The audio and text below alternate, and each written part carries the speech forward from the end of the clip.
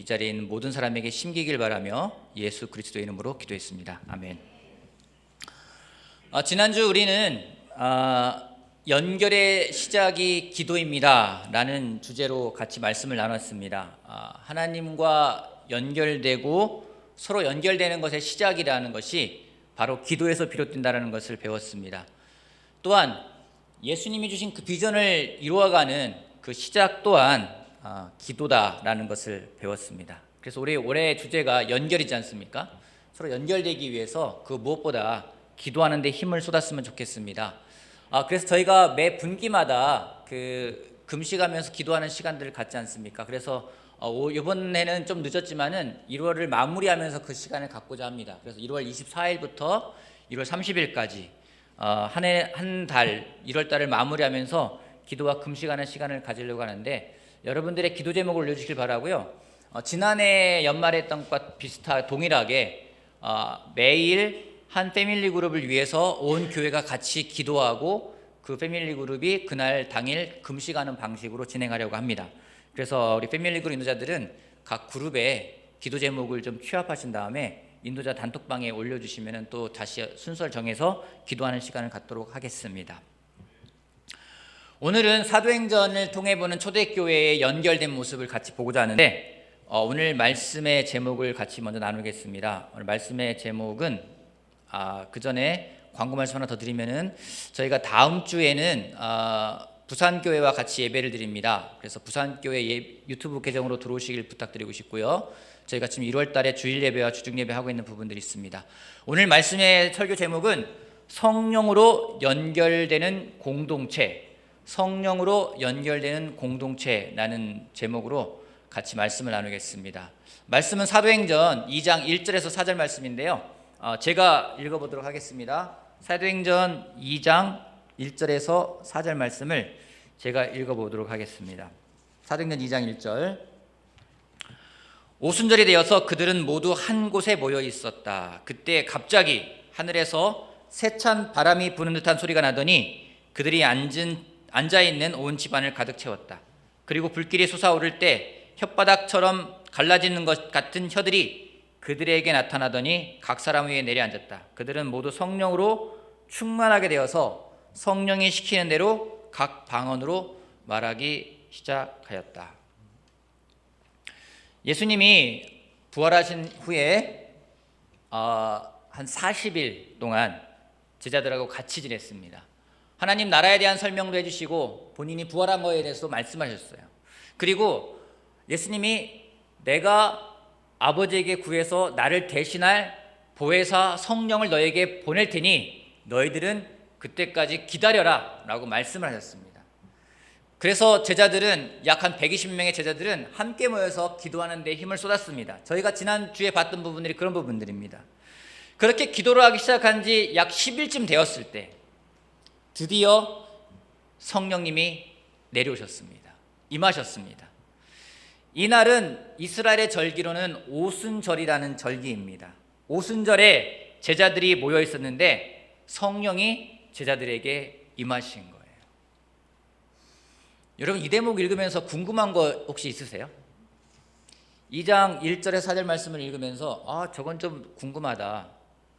어떤 게 궁금한 게 어떤 게 있으세요? 혹시 티나들도 있을 텐데 읽으면서 그런가 보다, 성경에 써 있으니까 그런가 보다 생각할 수 있겠지만은 궁금한 게 있지 않습니까? 저는 그 생각이 들었어요.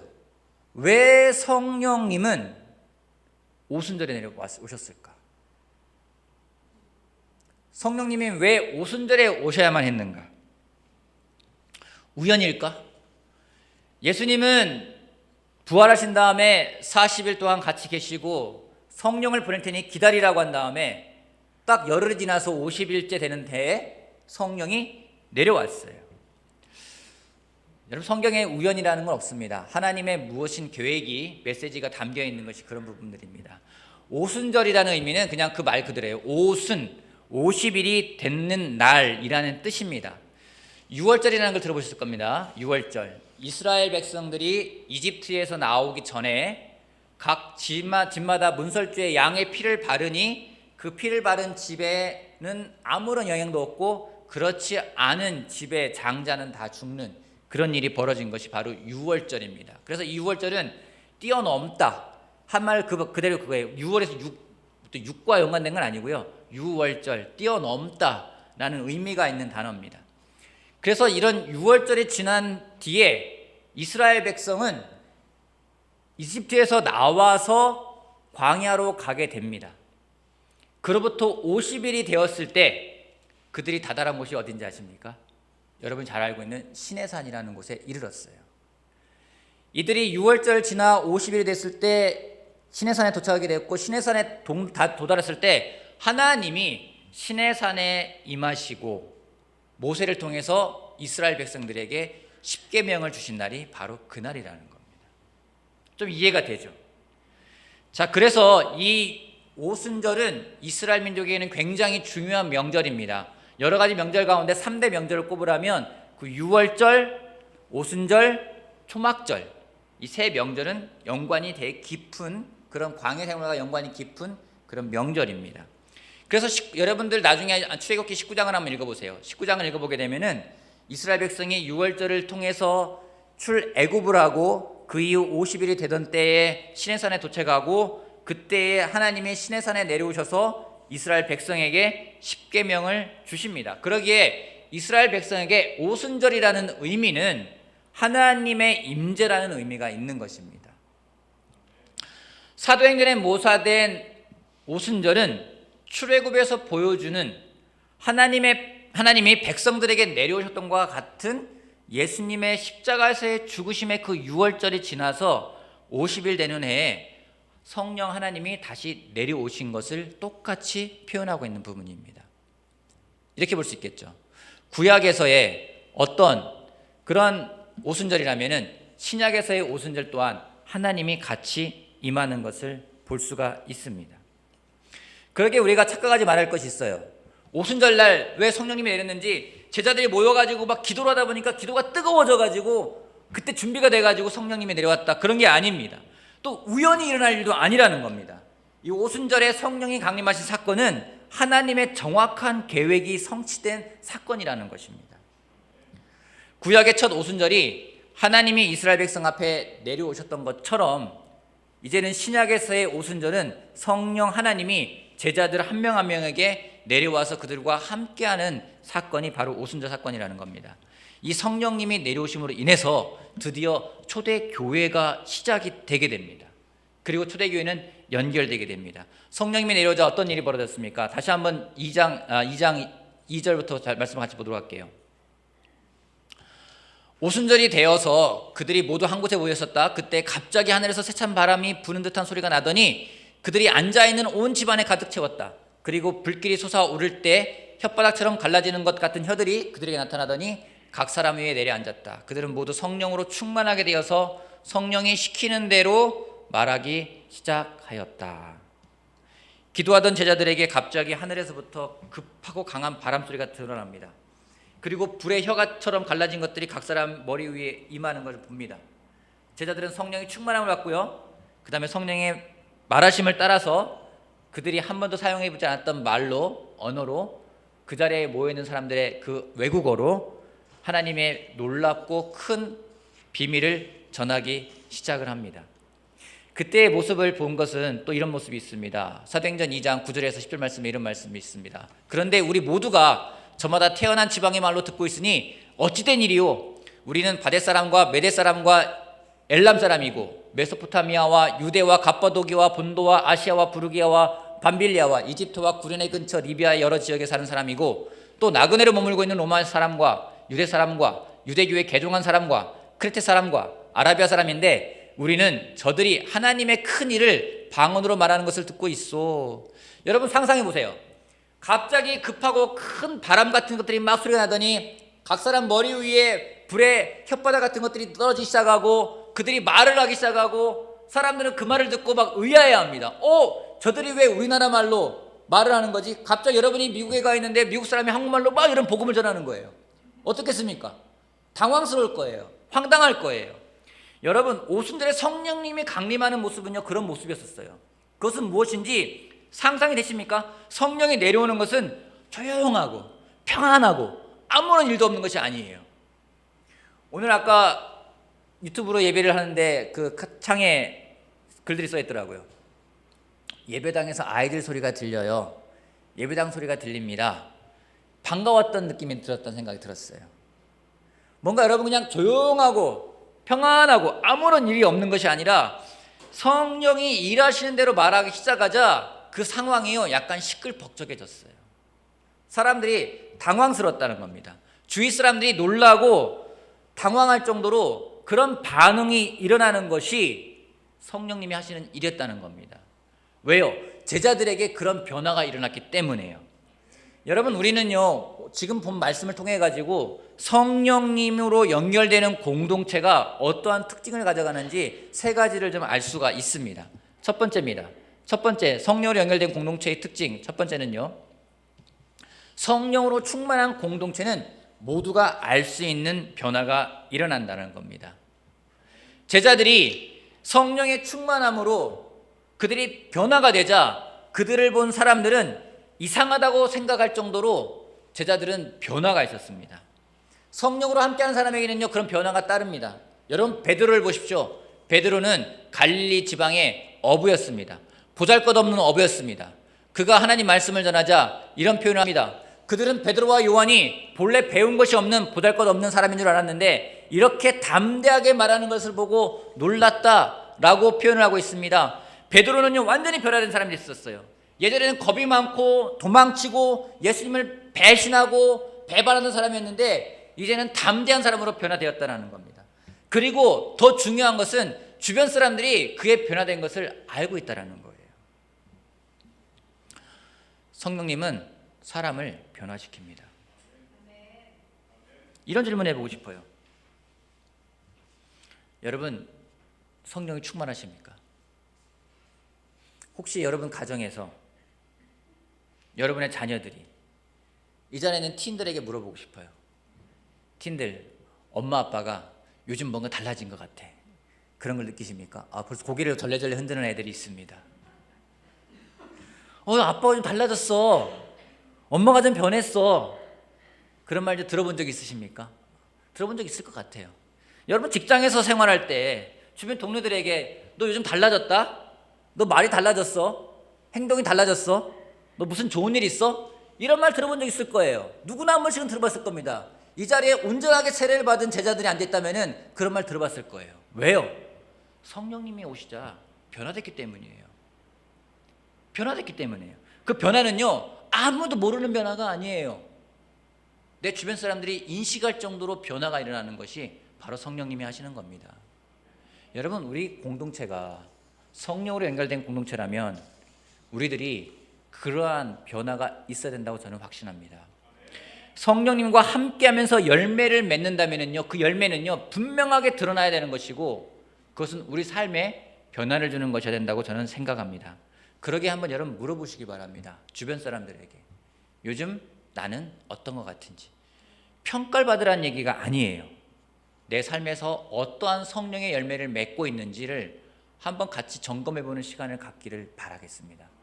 왜냐하면 성령으로 연결된 공동체는 성령님이 주시는 열매가 맺어지는 일들이 벌어지기 때문입니다. 두 번째 말씀입니다. 두 번째는요, 성령으로 연결된 공동체는 입술의 언어가 바뀐다는 겁니다. 입술의 언어가 바뀐다는 겁니다. 여러분 제자들이 성령의 충만을 받자 어떤 일이 벌어집니까? 방언을 하기 시작을 해요. 제자들이 한 번도 해보지 않은 방언을 하게 됩니다. 성령이 충만하자 언어가 바뀝니다. 좀 새로운 관점으로 한번 접근해 보고 싶어요. 여러분 성령이 충만하자 이런 말씀이 있습니다. 에베소 5장 18절 20절 술에 취하지 마십시오. 거기에는 방탕이 따릅니다. 성령의 충만함을 받으십시오. 시와 찬미와 신령한 노래로 서로 화답하며 여러분의 가슴으로 주님께 노래하며 찬송하십시오. 모든 일에 언제나 우리 주 예수 그리스도의 이름으로 하나님 아버지께 감사를 드리십시오.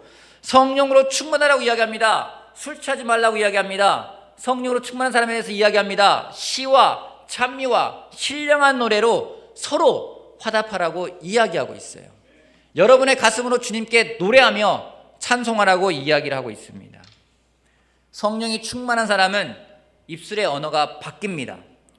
우리가 성령으로 연결된 공동체라면 우리의 언어는 세상의 말과 달라야 합니다. 성령이 충만한 사람은 파괴적인 말이 아니라 세우는 말을 합니다.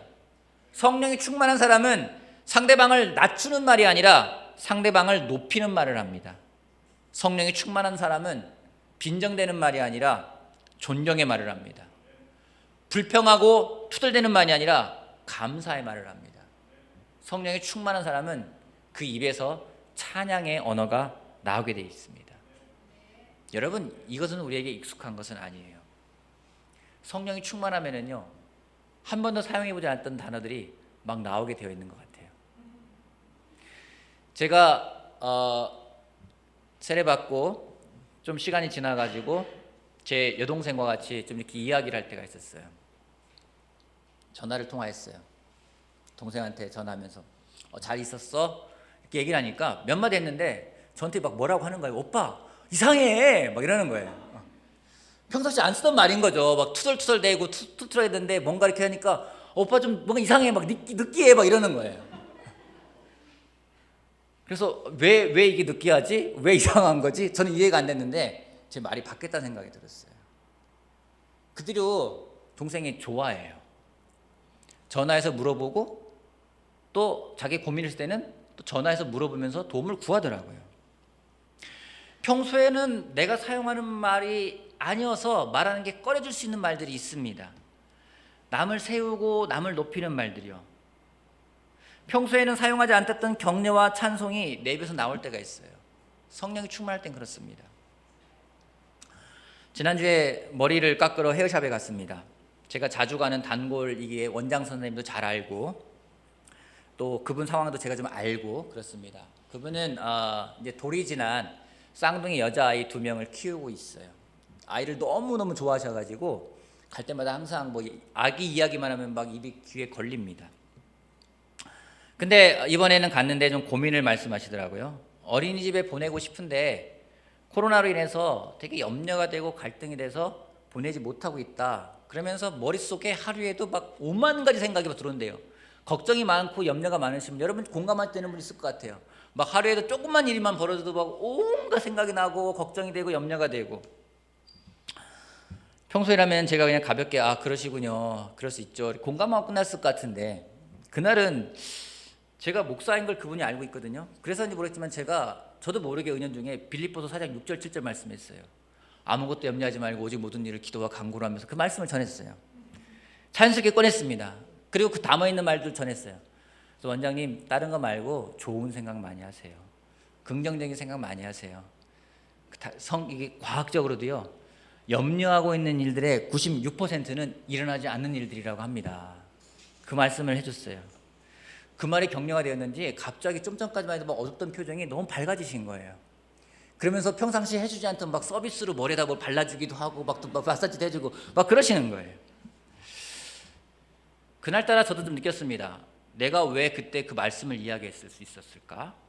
저는 성령님이 하셨다고 생각을 합니다. 베드로전서 사도행전 2장 14절에 이런 말씀이 있습니다. 베드로가 성령으로 되자 그들은 하나님의 말씀을 전하기를 시작을 합니다. 여러분, 우리가 성령으로 연결된 공동체라면 우리 입에서도 하나님의 말씀이 전파되어야 됩니다. 말씀을 준비하면서 지난해 제가 인도했던 소그룹이나 패밀리그룹 인도자 모임을 좀 돌아봤어요. 어떤 말들이 오갔는가. 교회의 많은 안건들을 다루고 가야 될 방향들을 정하다 보니까 말씀이 선포되는 건 적었다는 생각이 들었습니다. 그래서 올해는 안건들을 많이 다루기보다 먼저 우리가 서로 하나님 말씀을 많이 나누는 그런 모임들이 되기를 바란다는 그런 생각이 들었습니다.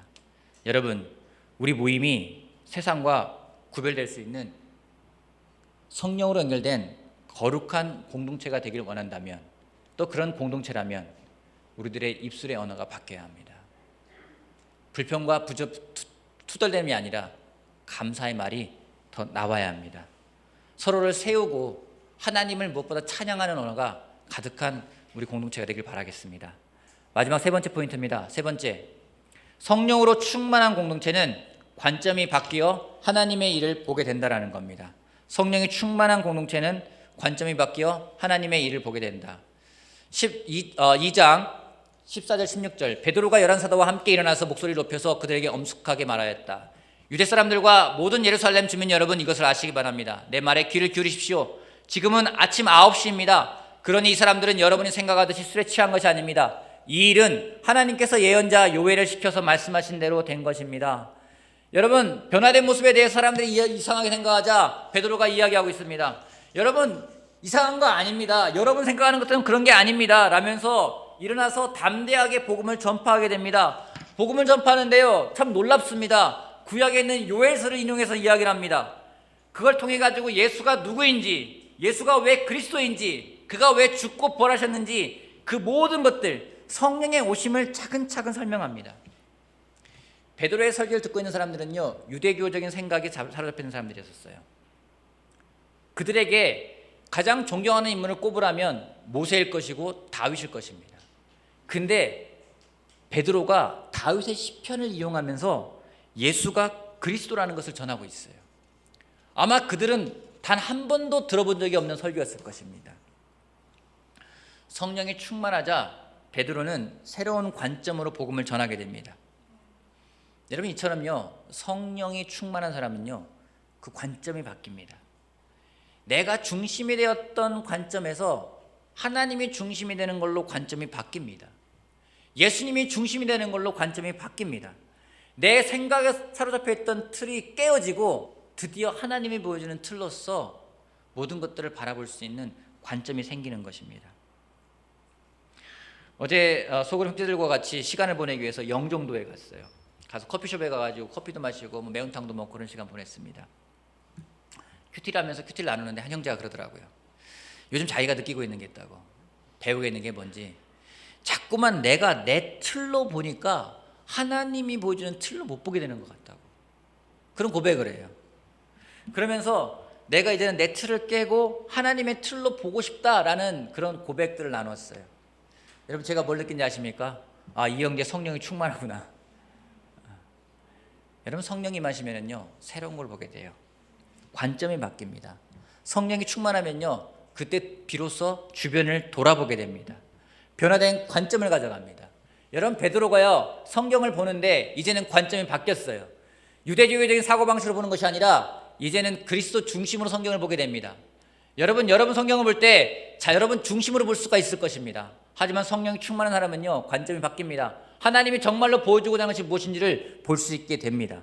이것이 성령으로 함께하는 사람들의 특징입니다. 성령이 함께하고 말씀이 선포되자 드디어 놀라운 일이 벌어집니다. 그 말씀을 들은 사람들은 마음에 찔림을 받습니다. 그들이 이야기합니다. 내 마음이 너무 찔립니다. 내가 어떻게 하면 좋겠습니까? 베드로가 그들에게 담대하게 말합니다. 여러분 모두 회개하고 예수 그리스도의 이름으로 세례를 받으라고 이야기하고 있어요. 그때 성령을 선물로 받을 거라고 이야기합니다. 그날 그의 말을 받아들인 3,000명이 세례를 받습니다. 그리고 드디어 예루살렘의 교회, 세상으로부터 부름을 받은 사람들의 공동체, 에클레시아, 교회가 시작이 되게 됩니다. 초대교회는 성령님으로 연결된 공동체였습니다. 우리는 그러한 초대교회를 꿈꾸고 있습니다. 성령으로 연결된 초대교회를 꿈꾸고 있습니다. 그렇다면 우리가 성령으로 충만한 사람이 되어서 우리의 삶이, 우리의 행동이, 우리의 말이, 우리의 관점이 바뀌어야 됩니다. 시내산에서 함께했던 하나님은 오순절에 신약에 모여있는 그 120명의 제자들에게 또한 함께하셨습니다. 그 성령님은 우리가 세례받을 때 우리와 함께하셨고 지금도 함께하고 계십니다. 성령이 함께하는 사람으로서 성령님의 인도하심을 따라 살아가며 성령으로 연결된 일산 제자 그리스도의 교회, 그리고 이 방송을 듣는 대전 그리스도의 교회 모든 형제 자매가 되기를 바라면서 오늘 말씀을 마치겠습니다.